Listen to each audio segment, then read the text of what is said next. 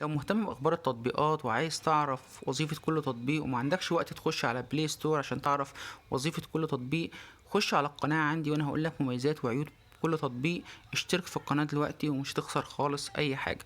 تطبيق المطار تطبيق محمله اكتر من 5 مليون مستخدم. تطبيق المطار خاص بان انت لو عايز تروح المملكة العربية السعودية، عايز تحجز طيران في اكتر من 500 شركة طيران تقدر تحجز فيهم الطيران او التذكرة بتاعتك. كمان في اكتر من 1000 فندق تقدر تحجز فيه في التطبيق دوت عشان تقدر تقارن ما بين اسعار فنادق كتيرة جدا. كمان لو انت عايز شقق مفروشة في المملكة العربية السعودية وعايز استقلالية، مش عايز حد يبقى يعني شايفك او مطلع عليك وانت خارج وانت راجع وانت اي حاجة، ففي اكتر من 1000 شقة بيوفرها تطبيق المطار.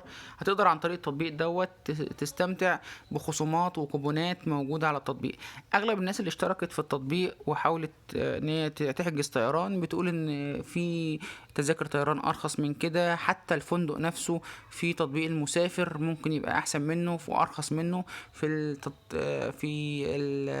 الخصومات اللي بتاخدها في الفندق او كده. لكن المميز في التطبيق هو الشقق المفروشه. تقدر عن طريق التطبيق دوت تحجز شقه مفروشه من قبل ما تسافر وتشوف الشقه قبل ما تروحها، بحيث ان انت تبقى رايح على كانك رايح على بيتك، مش محتاج اي حاجه من اي حد. تطبيق المطار محمله زي ما قلنا 5 مليون مستخدم. لما كنتش تعرفه وعرفته من خلالي، شير ولايك وسبسكرايب. لينك التطبيق اسيبهولك في الديسكريبشن.